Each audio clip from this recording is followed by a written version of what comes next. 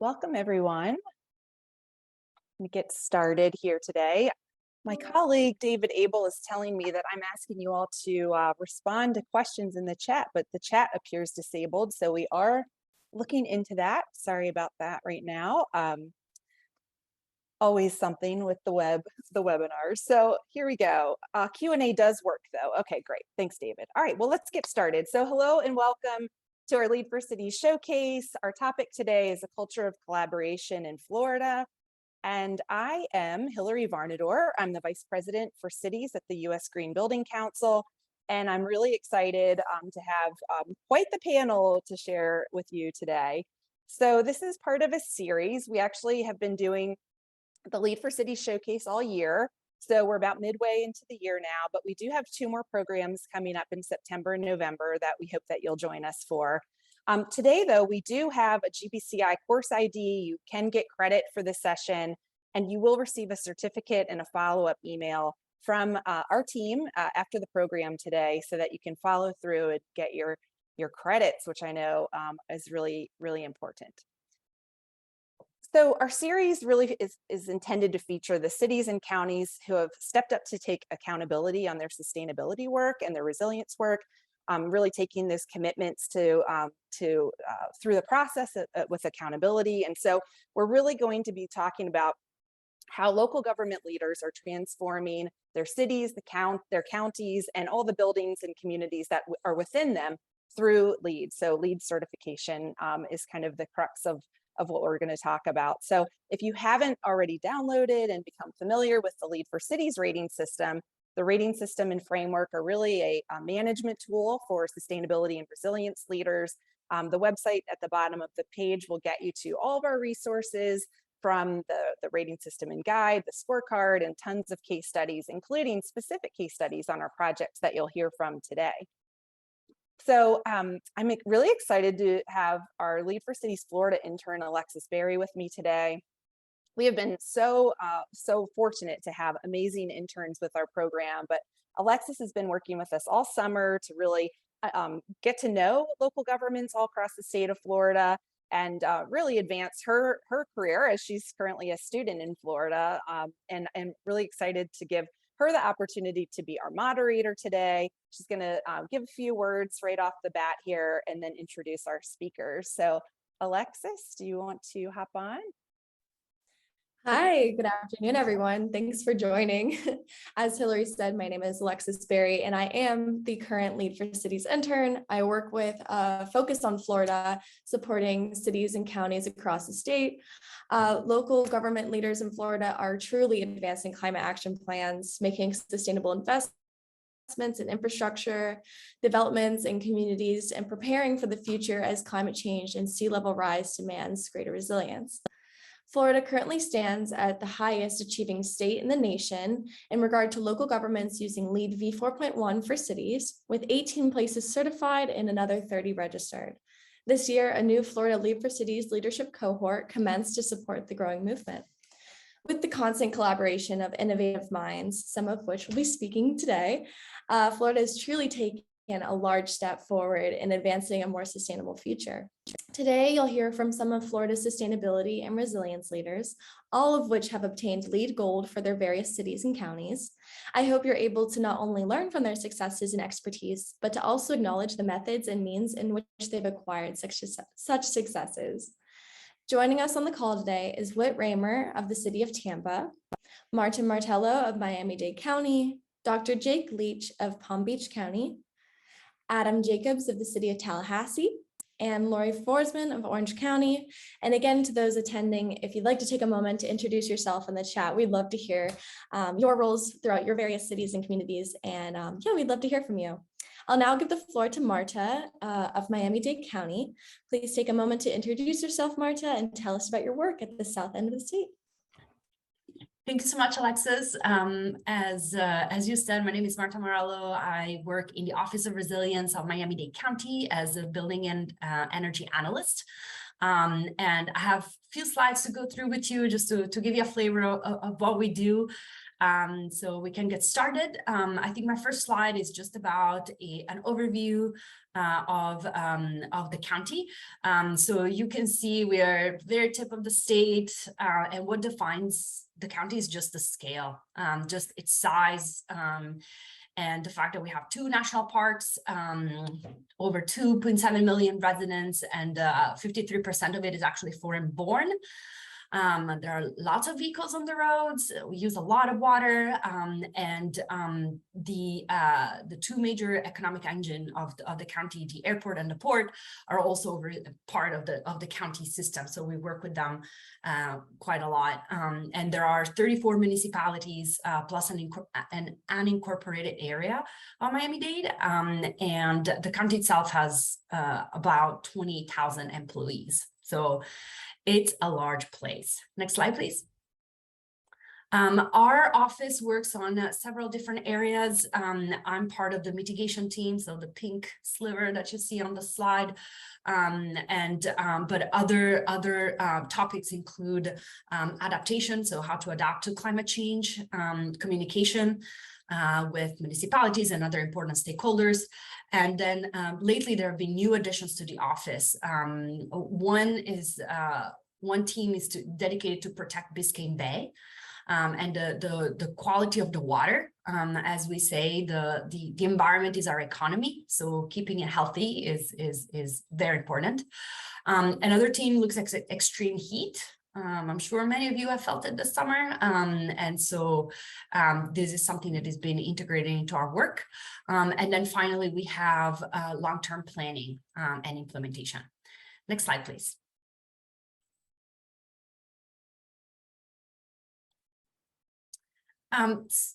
So our latest accomplishment is the climate action strategy, which was released earlier this year.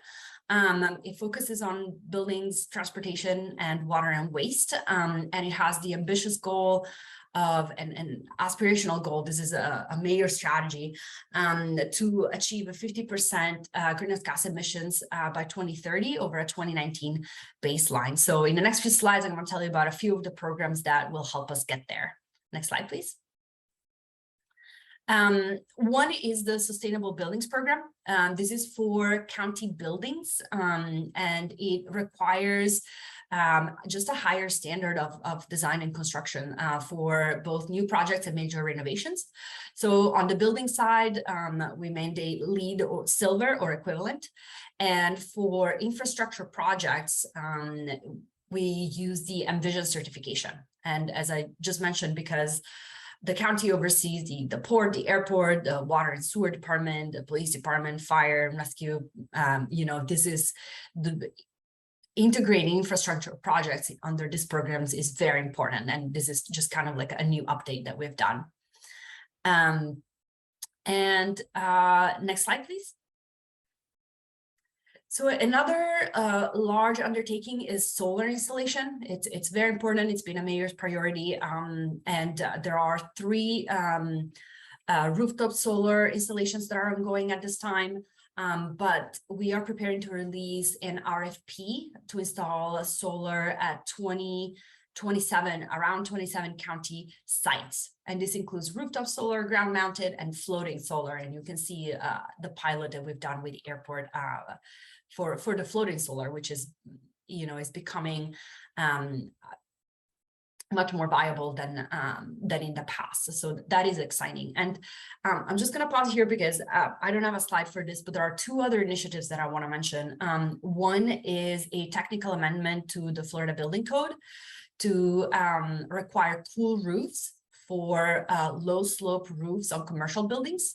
And this is far reaching because, again, it's all these types of roofs for new construction, not just in the county, but also in Zone 1A, which includes other counties in South Florida. And this is really important because we use cooling year round. It's very hot. And the second one is an expansion of the weatherization assistance program for our low income households. We're very excited about this.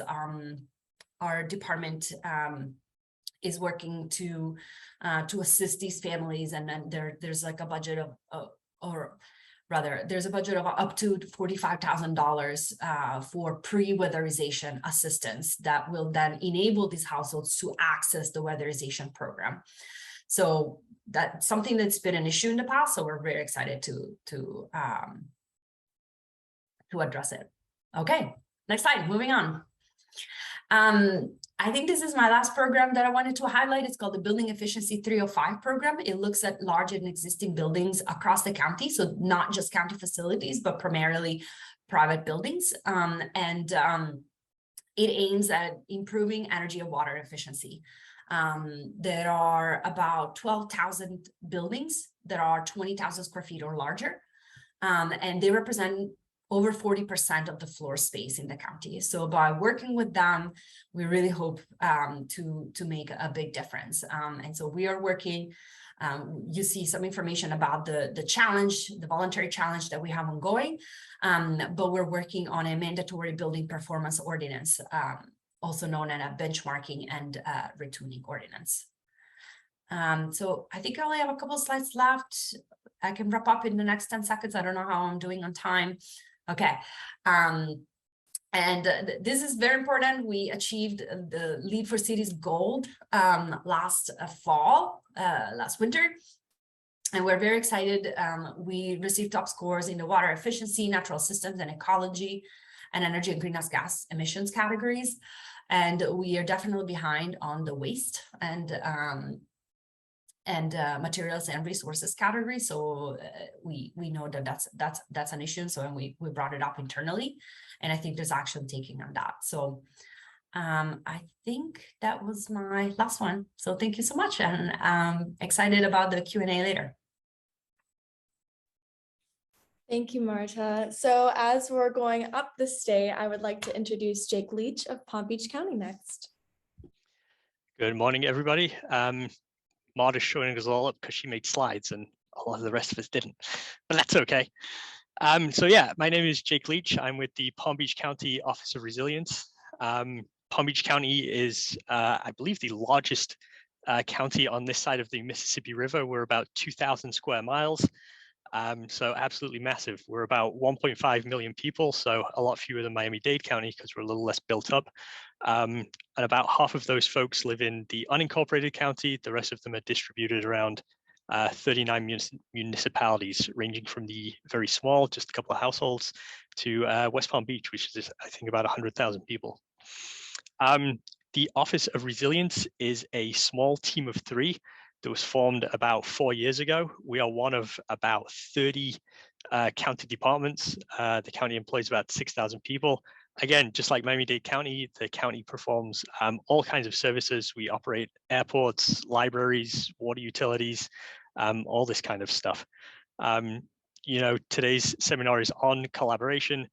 So, you know, I'll kick that off by saying, you know, as a team of 3 with a huge mandate, right, fight the Atlantic, obviously collaboration is a huge part of what we do. I'm sure we're going to be talking about that quite a bit as we go through today, but, you know, external collaboration has been huge for us, as well as internal collaboration. And that's something that we've been very proud of. The county is very roughly divided into 3. We have built up communities. About a third of the county is natural areas, and about a third of the county is agriculture. Not a lot of people expect that when they think of Palm Beach County. They usually imagine sort of mansions on the beach, and we do have that. Mar-a-Lago, for example, is here in Palm Beach County, but we also have some of the lower income communities of the county, of the state, in the western parts of the county, out where we have our agricultural areas. And we're really huge in agriculture. We're the country's largest producer of cane sugar. I believe we're also the country's leading producer of radishes. So I guess think of that next time you eat a salad. We do have a lot of income equality because of that. And that's something that we sort of try and bear in mind as my office goes through and does our sort of resilience and sustainability work. So that's always sort of forefront in our minds. And yeah, as far as collaboration goes, again, we're going to talk about this a lot, but you know, along with Miami-Dade County, Broward County, and Monroe County, we're members of the now 12-year-old Southeast Florida Climate Change Compact, which has really been a game changer for us. We have a lot of cool projects. we face a lot of the threats that a lot of our neighbors in Florida face. We're right here on the coast. We're quite low-lying. We're on porous limestone bedrock. So obviously sea level rise is a concern for us.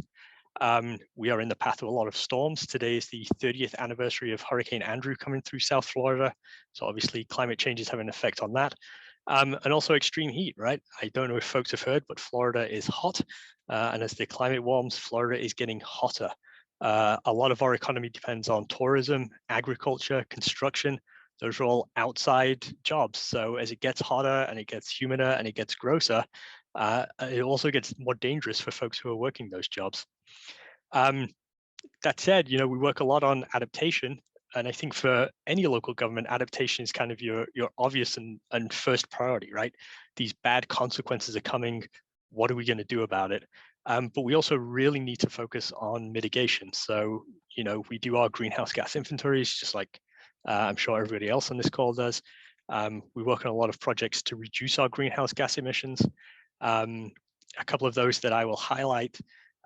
We do a lot of work on electric vehicle promotion. That includes installing electric vehicles at county facilities. We are working right now on a contract to install electric vehicle chargers at our convention center so that folks can drive their EVs there. We're also working very closely with our zoning department to put together an EV Ready Ordinance. This is becoming more and more common around the state, and I think it's a really great idea. It makes it cheaper to put in electric vehicle chargers if you so choose, but without making construction too onerously expensive if you do not choose. And that's important to us because, again, just like everybody else here, Southeast Florida is really facing an issue with affordable housing. So when we are making these efforts to increase resilience, a lot of that work has upfront costs, but we realize that we have to sort of balance that with affordability, right? No matter what the long-term savings of a lot of efficiency efforts might be, there is very often a cost today for those problems. I'd also say that something that we're super excited about is that Palm Beach County is finally putting together a county-wide vulnerability assessment and resilience action plan. That's one of sort of the baseline things that any resilience team has to have. We've been a little behind on that. We do have a vulnerability assessment that we've completed successfully with 7 of the municipalities in the southeast part of the county. We're finally getting around to expanding that to cover the entire unincorporated part of the county, as well as a resilience action plan that's going to cover the whole county. That's coming in the next year or two. We have grant funding for that. We're super excited about it. One of the things we've done over the last 4 years is really take a lot of the ad hoc individual efforts that each of the county departments has been working on and trying to sort of catalog those, bring those together, put them onto a single roadmap. And this VRAP, as we're calling it, is really going to do a good job of like tying everything together, giving us this unified vision, letting us all work together on fighting the Atlantic, as I said. So thanks, folks. Lovely. Before we move on, there is a question. Jake, can you talk a little bit more about how you conducted the EV assessment? So we don't have an assessment sort of to plan this yet. We're working on a pilot project. So we have, about 700 facilities scattered around the county that are operated by the county. The first place where we've put in these electric vehicle chargers is at our main flagship building in downtown West Palm Beach. And we really want to get a sense of, are they going to get used? Are we going to be able to recoup the costs? How much use are they getting? When are people using them? Things like that. It's a less public facility. So that's been sort of interesting to see that data come in. Our next facility, as I said, is going to be our convention center, much more public facing. We're expecting to see a lot more use of the equipment there. But again, there are weird constraints. It's only open during conventions, not open overnight, things like that.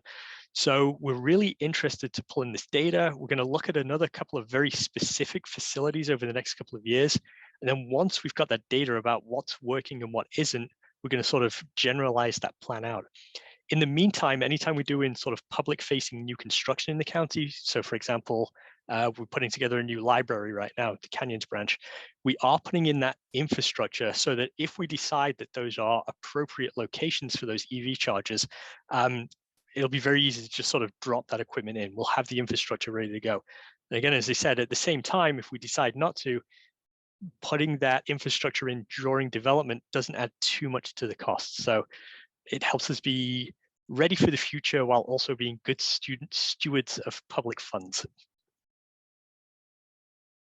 Thank you, Jake. All right, moving on to Central Florida. Next is Lori Forsman of Orange County. Hi, everyone. Thank you. So my name's Lori Forsman. I'm the Sustainability Programs Manager here in Orange County, and I'm part of the Sustainability and Resilience Office. So a few facts about Orange County, since everyone's sort of been sharing that. The county's about 1,000 square miles with a population of about 1.5 million. Our growth expected by 2050 is over 650,000. So that's a huge effort that we're planning right now. We have about 13 municipalities. Everyone's well aware of the great achievements of the city of Orlando. They have about 350,000 people. The unincorporated area of Orange County has over 860,000 people. So we do have a large population associated with the unincorporated area. The county has over 8,000 employees, and we have several of those similar types of facilities that Jake and Marta were mentioning. We've got a large landfill, we do water, and we have 3 wastewater treatment plants. So we have over 600 named lakes that we are testing frequently. So we've got very large organizations throughout county departments. So I wanted to mention also that we are part of the East Central Florida Regional Planning Council, and that Planning Council has a regional resilience collaborative with 7 other counties, 2 of which are coastal communities, Volusia and Brevard. So we are working in collaboration with 8 of the counties and many municipalities and partners in the area on building resilience from a regional perspective. So one of the things I wanted to start off with saying is, why was LEED for cities and communities really important to us? It was really a great stepping stone internally for our county employees to show that as we build out our Vision 2050 comprehensive plan for the county, much of the work that we need to accomplish and that we showed that we were already accomplishing with the credits that we earned will be focused into the Vision 2050 comprehensive plan, especially the metrics that need to be regularly measured and the effectiveness of those. We're also very strongly working on our resilience planning. The resilience planning credit was something that we were able to achieve, but we knew that we needed a more consolidated approach. So we've been not only working with the collaborative action plan that the Resilience Collaborative has been putting together, but we've also specifically worked on housing resilience assessment associated with that collaboration. We've also been working on some other grants. We have a grant right now with the EPA that's helping us look at heat.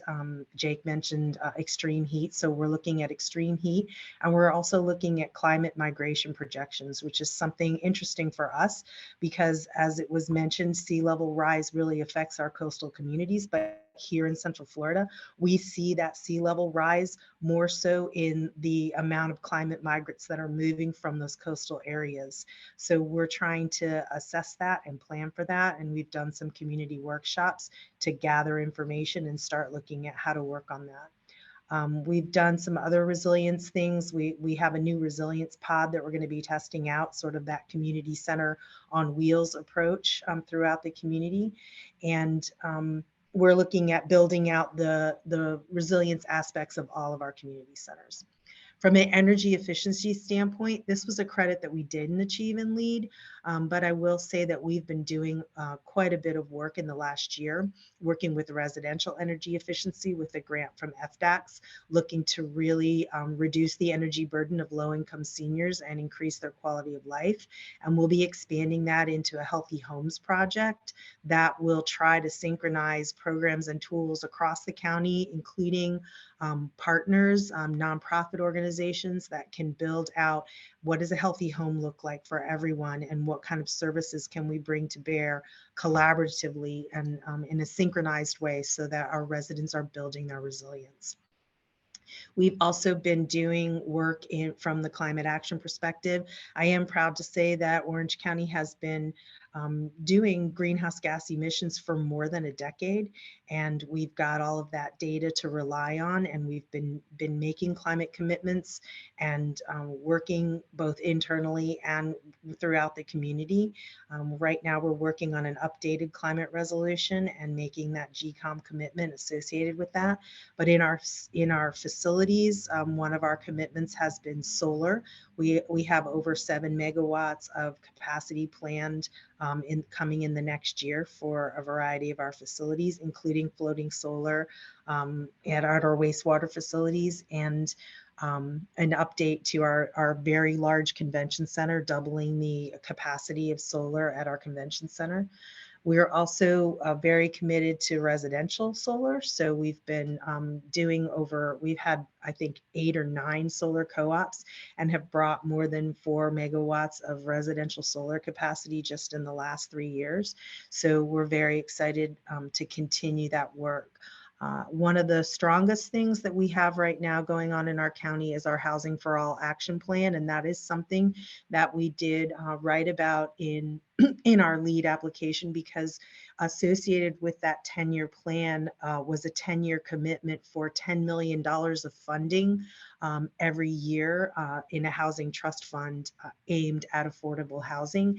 And we're happy to say that we have high performance and sustainable building standards in the requirements for those affordable housing units.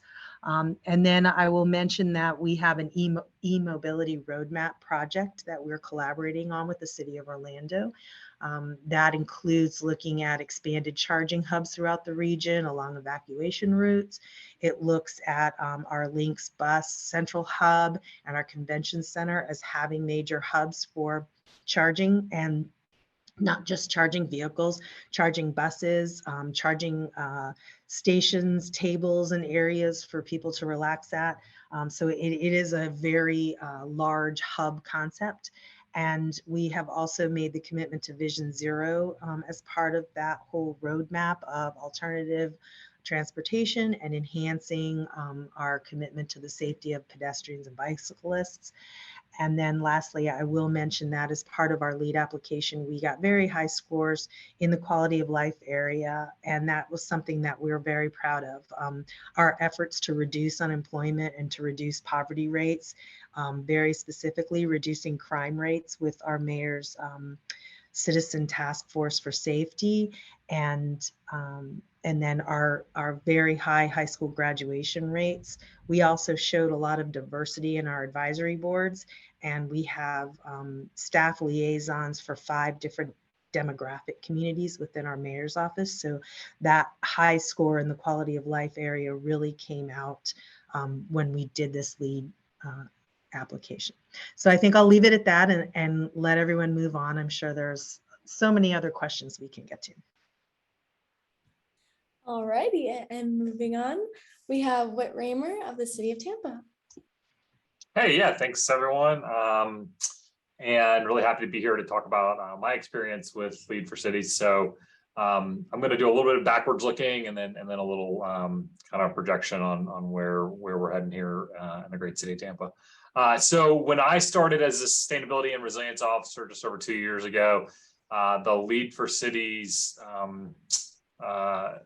task was already on my desk. It was one of the first things that the mayor asked me to start working on, which actually was great. It was a really wonderful way for me to start benchmarking kind of where the city was in a kind of formulaic but flexible way, and really allowed me to access city departments and data and information that I probably would have want to come across at some point in time, but this just gave me a structured format to do it. And I had the excuse of the mayor's direction, and I had the credits there to get people to respond to me, frankly, at the city with these kind of data requests and narratives. And that was a really helpful tool, not only to have kind of leadership saying this is important to our city, but then have a structured way to produce and present the information, and USGBC and the facilitators that you're assigned when you undertake this incredible effort were really helpful.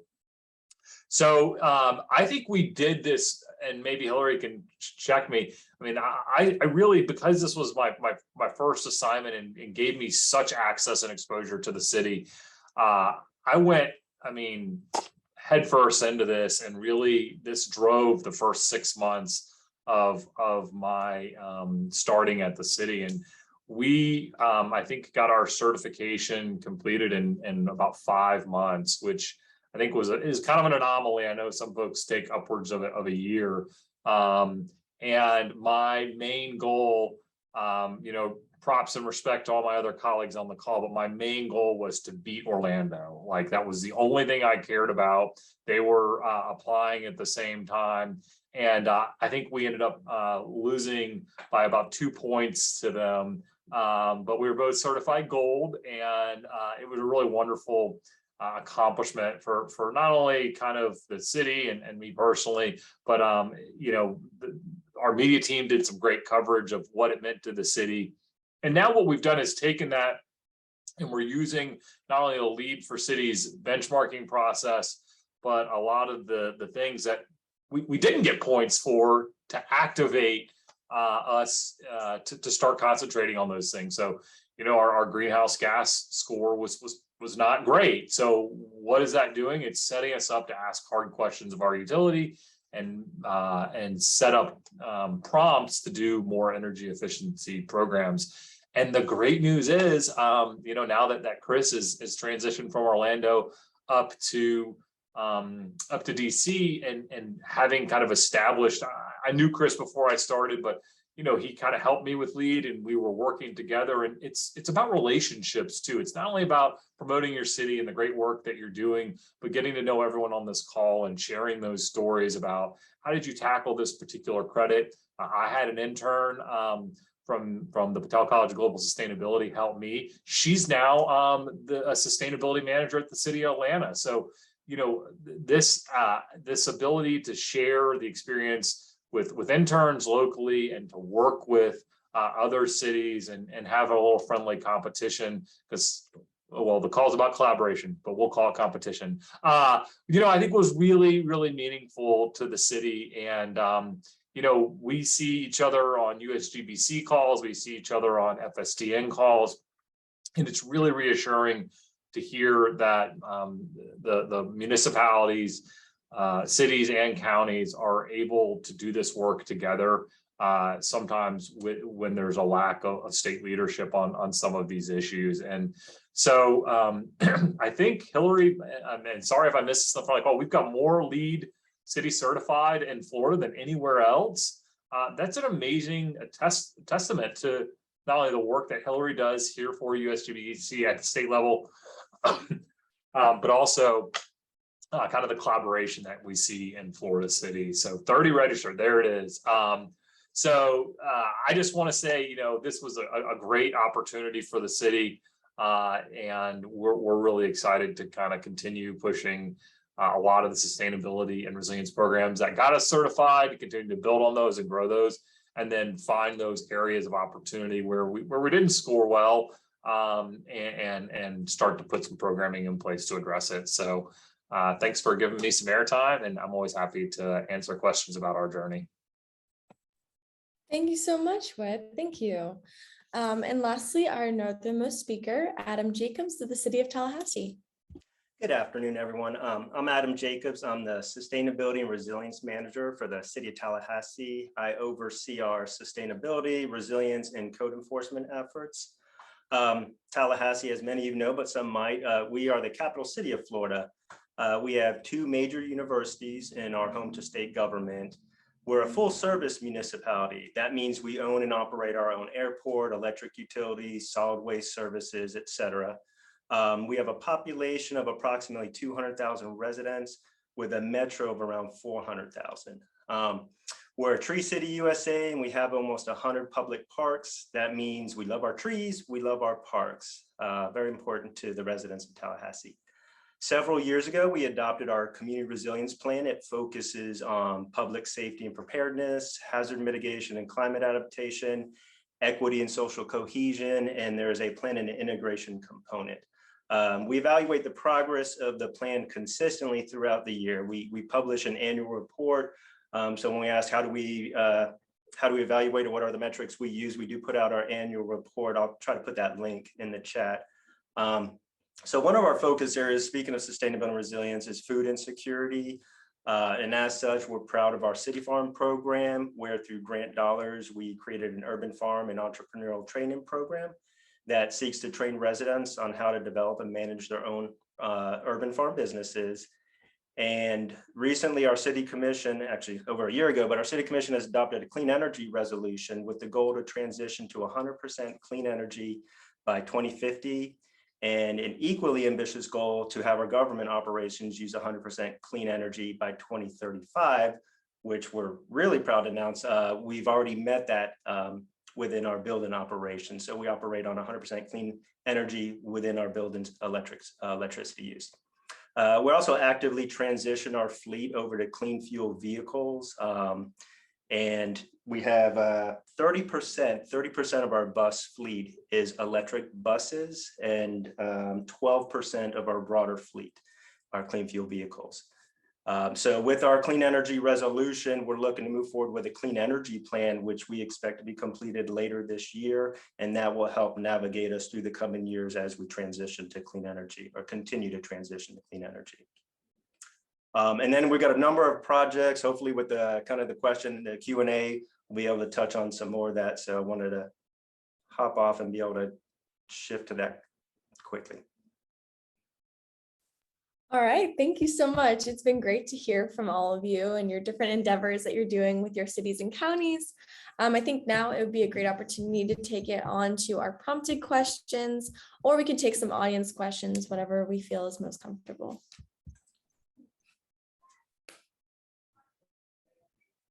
Why don't we start with your first one? All right. Let's go for it. All right. So for anyone who wants to pitch in of the panelists, amongst Florida sustainability and resilience leaders, there's an unspoken willingness to pay it forward or pass it on. How did you form these relationships, and how do they impact your work? Did the urgency of climate change affect or add greater emphasis on these relationships?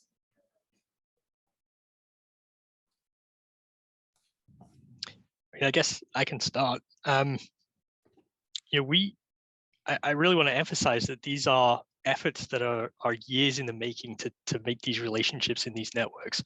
We were really fortunate that when our office was formed 4 years ago, and we were all new hires at the county, we were able to just drop into networks that had already existed, that had already been put together by other people's work. We've got the Southeast Florida Climate Change Compact between four counties. That was formed in 2009. We've got the Florida Sustainability Directors Network that ties us all together. Again, it's at least a decade old. The Southeastern Sustainability Directors Network that covers 100 jurisdictions in 13 states. Again, already very much in place when my office was formed, and we were able to just slot into those. And I think it's easy to take them for granted. But just to point out how really wonderful they are. Vanessa King, who's kind of instrumental in putting together that SSDN, that Southeastern Sustainability Directors Network, she's just been poached at the national level to go forth and start putting those regional networks together across the country, because something I wasn't aware of is, they don't really exist outside of the Southeast, or not in exactly the same way that they do here. So again, they were already here, which is fantastic. So much so that, I've really taken them for granted, and it's been amazing. I'd also add that I think resilience in particular is a field that is really, really open to collaboration, right? When WIT reduces greenhouse gas emissions in the city of Tampa, that's a win for Palm Beach County, right? That really helps with our mitigation efforts. So I think collaboration is kind of just the nature of the beast. And if I can add something, I'm sorry. Go ahead, Marta.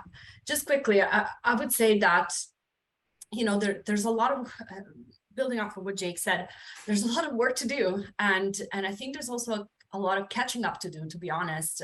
You know, the world is watching Florida because clearly it's very vulnerable. You know, Jake mentioned his office was only, you know, created like 4 years ago. Whereas like in other counties, cities, municipalities, you know, there have been staff dedicated to this kind of work for much longer. And so I think, you know, the urgency of climate change, the importance of the work, and the nature of the work, where it takes a village, really lends itself to just like sharing your work and ensuring that everyone succeeds, and has the right tool to succeed. You know, like nobody wants to reinvent the wheel. Yeah, I think I'd like to pick up on what Marta just said. That's the beauty of our organization, the pass it on aspect, where, you know, we don't need to reinvent the wheel because everyone is sharing what they've been doing, and they're happy to share the materials. And, you know, especially here in Florida, we do fight a little with some of the legislative actions of our state legislature, and and we have to get creative about how we approach some of the things we want to do, and using each other's knowledge and materials and information and just sharing it has been such a benefit. We're not reinventing the wheel. We're just building off of each other's work and helping each other succeed. Thank you so much. I think that was answered so perfectly. Does anyone else have anything to say before I move on to the next question? All right, lovely. So this is also touching on Barb's question that she answered in she asked in the Q&A, but how is your work in progress in Florida applicable to other cities and counties around the country and even beyond? What lessons should they take away from your experience?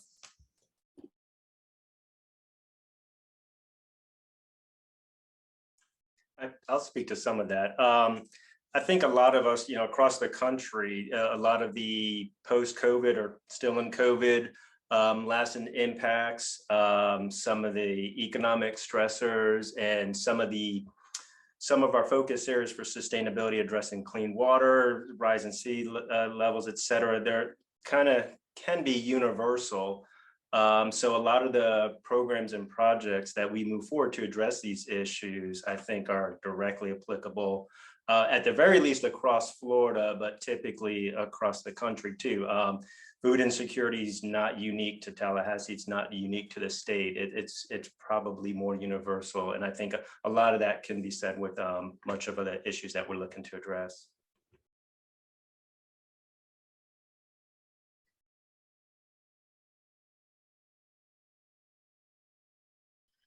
And if I can add a little bit to that, there is also, so I know we mentioned the friendly competition, but just like these strong relationships. So, you know, once you build these strong relationships, you know, with your peers, with non-peers even, you know, it really spurs that that friendly competition.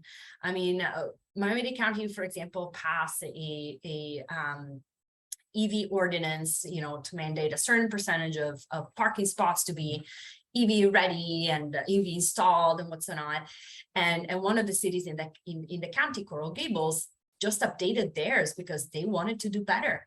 And so now it's on, like, how is the county going to react? And, you know, like when is it going to be a good time to up those numbers? And so that really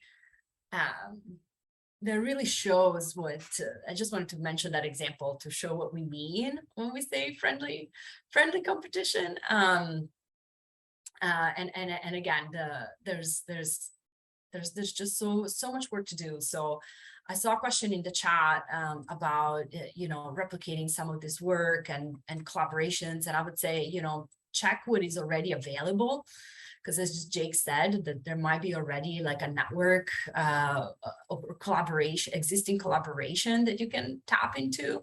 And if you're interested in starting your own, feel free to reach out to, I'm sure, USGBC or members of the SDNs, you know, the Sustainability Directors Networks that are regional or, you know, state, regional or national, and they'll have advice, or even to me. I'm actually the co-chair of the Florida Sustainability Directors Network, so I could provide some guidance.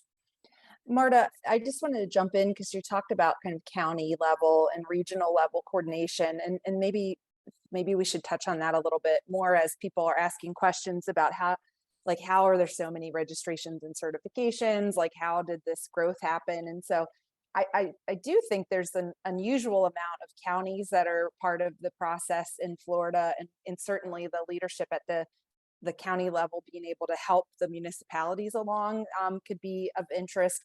But in states or regions where they don't have counties, or counties don't have like strong jurisdictional control, perhaps you all could speak to the regional planning councils or your metropolitan planning organizations and the role that they play possibly in helping to scale the work and grow this movement. Yeah, I can spend a minute talking about how we support municipalities who have embarked in the LEED for Cities. As you have probably picked up, there are a few municipalities in our county that really care about this work, that they really want to elevate it, and I want to be at the forefront of the fight. And so, you know, I'm thinking of Coral Gables, the city of Miami Beach, city of Miami. I think Cutler Bay and Palmetto Bay are also up there, and so it's a tool for them, again, to benchmark against their peers, but also, and I'm talking about the LEED for Cities certification, but also to show, you know, to create visibility and to show that this is important work, that it matters, and that, you know, there are areas of improvements, and so we whatever data information we can share with them to support them and make the process faster, we're always here to help. I'd also add that specifically when it comes to the county municipality relationship in Palm Beach County, you know, Palm Beach County is a member of a lot of formal networks like FSDN and the Compact and things like that. But when it comes to working with our municipalities, a lot of it's inorganic, right? Several of our municipalities have, you know, resilience and sustainability staff. Very often we'll just call them up and say, hey, we're working on this. You know, how about you? What do you all got on this? So it's a lot more informal. We drink a lot more with those folks, you know, see them a lot more, things like that. So yeah, you know, if you're in a city or you're in a county and you want to start doing this, yeah, just look and see who has a counterpart to that position around you. Phone them, you know. So I'd like to speak a little bit to the regional aspect of that. And I know, you know, the South Florida has had a compact for a while, but here in Central Florida, our Regional Resilience Collaborative is about 3 years old, maybe a little bit more. And I think that collaborative is so strong because, of course, everyone knows that Orlando has been very strong in sustainability and resilience initiatives for the last 7 or 8 years. We have a lot of coastal communities like in Volusia and Brevard that have been very strong in some of their initiatives, and Orange County has been strong in some of their approaches. But from a regional perspective, we realized that, you know, trying to address transportation initiatives and some of our housing crisis initiatives across multiple counties is where we really need to go to be effective. So, you know, we've taken it to that next step, and we've really learned that we all have great approaches. And if we collaborate and we put those approaches together from a regional perspective, we'll have much better solutions. So our collaborative is very strong right now in looking at each other's work and in helping each other expand the work in our own areas, but looking at those high impact action areas that are really going to help us with our climate initiatives from a regional perspective is what we're trying to do. Lovely. Thank you everyone for pitching in. It's really great hearing from you. So next, what are your proudest accomplishments? Which of your projects has created the most significant change within your community or will be the most beneficial to your community in years to come?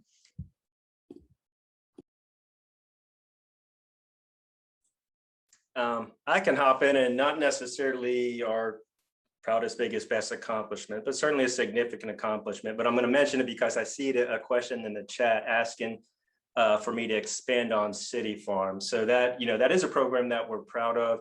Started with grant funding a couple of years ago to establish the urban farm training and the business training piece to it. So we partnered with local farmers. We partnered with what we call the Environmental Institute, which is part of Tallahassee Community College, to do the certificates for the students. So we created this 12-week urban farming entrepreneurial training program.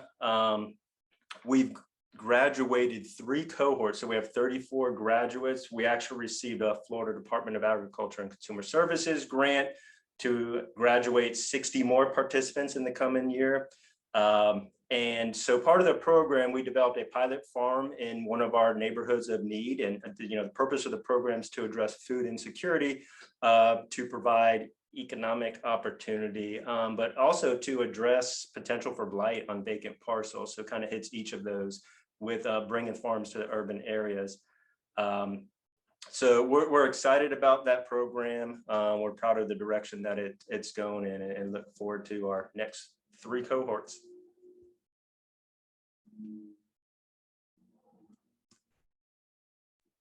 Lovely. Does anyone want to pitch in before we ask the last question? I think I can pitch in.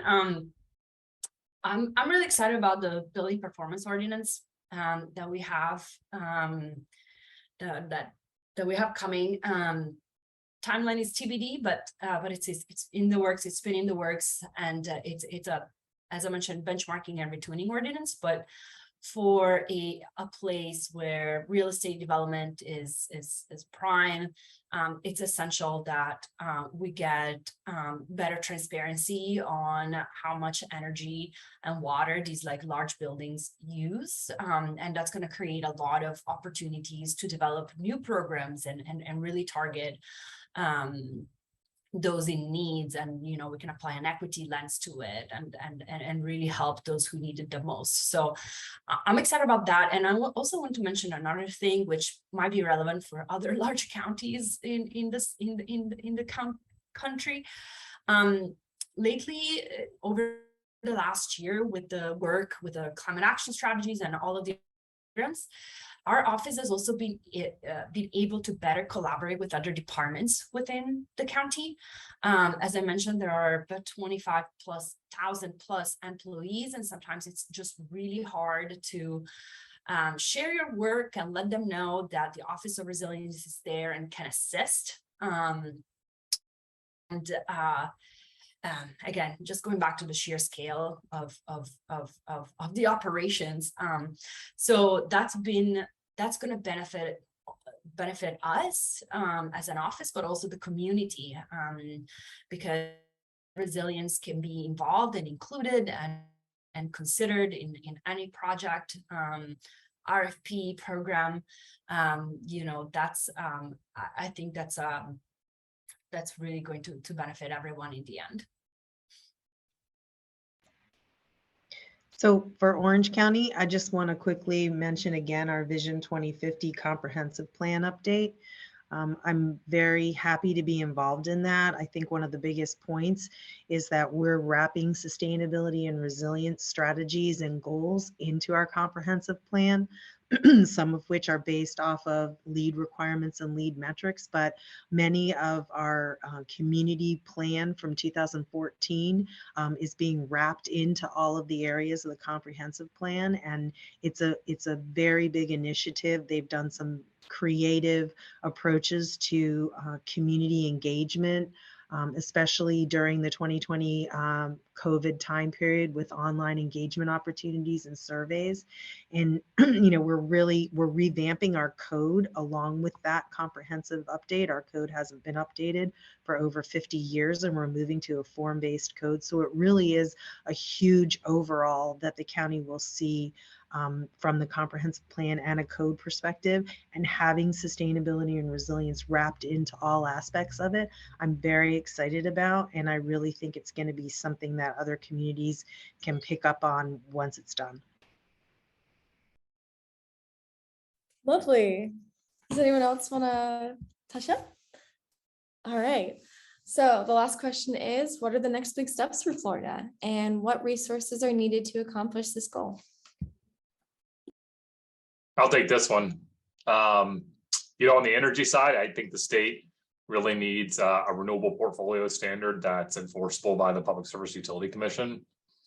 And I think I think our utilities, most of our utilities are doing a really great job, but I think having those goals would be in line with a lot of other states. In terms of resources, I think that last week we got a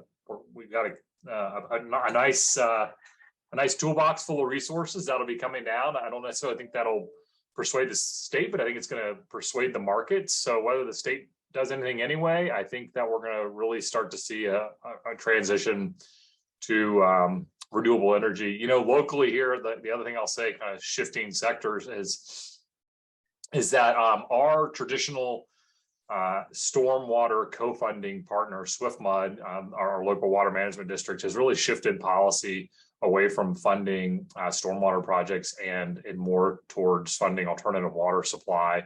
And I think water quality in Florida and water conservation in Florida is going to continue to be a big deal. I think we've been blessed with decent amounts of fresh drinking water historically, but I think that's going to be an issue that's really huge, and that cities are going to have to take a leadership role on to ensuring we have safe, reliable drinking water for our bustling, growing communities. So, you know, we've got to have collaboration, we've got to have great science, we've got to have conservation and state, local, and federal funding all to meet the challenge.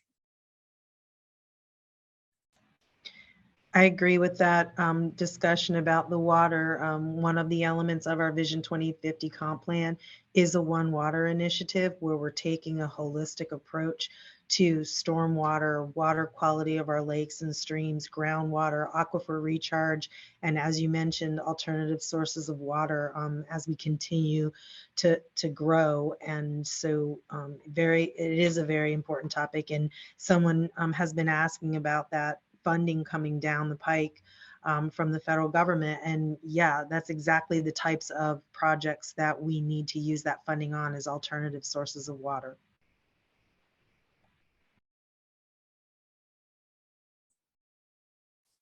I would add too, I agree with definitely what y'all are saying. I think, and I've heard it, I think a couple times from the initial presentations or the initial intros, that EV charging stations, EV infrastructure, and I know that several cities that I've talked with and counties are looking at, you know, whether it be an EV ordinance or you know, the city of Tallahassee owns its own electric utility, and we're taking a deep look at how EVs can impact that and what it means for our plan in future. So I think that's going to be a big hot button topic coming up. And I would like to add quickly, net zero buildings. I mean, again, this is a major sector, major aspect, and there are just so many other aspects to it, like affordability, you know, resilience, especially in an area that is so vulnerable to sea level rise, but also, you know, safety, in terms of safety, given what happened in Surfside, and just making sure that structures are safe and sound and can use innovative materials, and really drastically reduce the amount of water that they use. So I would say I would flag that. I know that buildings is my passion, but yeah, transportation is the lion's share of our emissions. So through EVs and just better urban design. We need to figure out how to lower those vehicles miles traveled.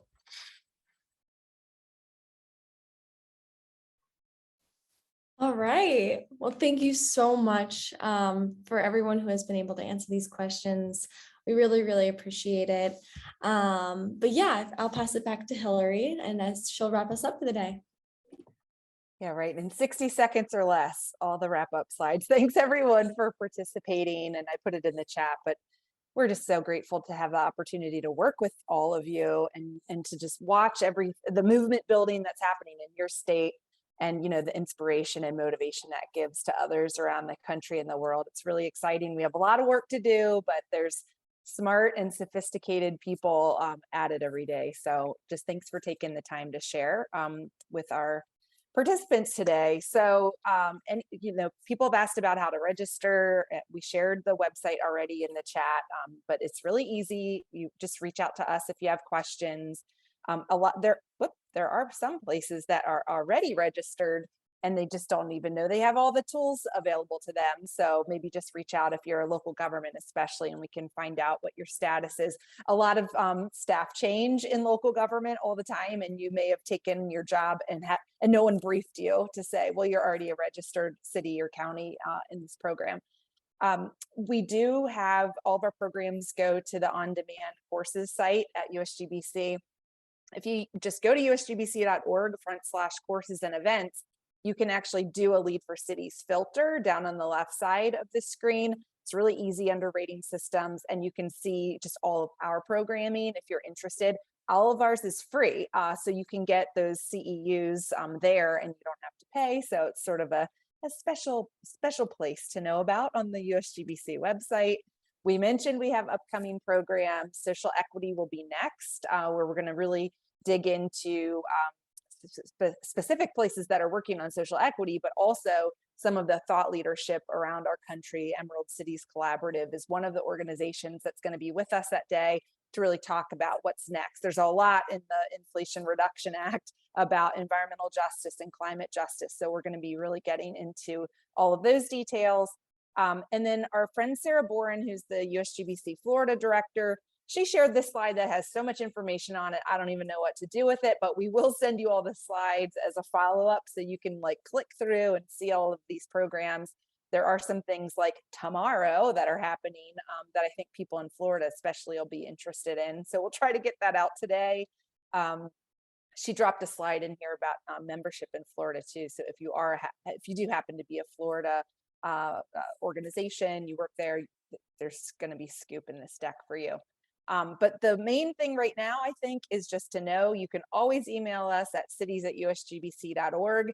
Seems like a generic email, but I promise you it gets right to me, and it's a good filter so that I can get any kind of information leads that come straight out of these webinars there, so it doesn't get lost in my other inbox.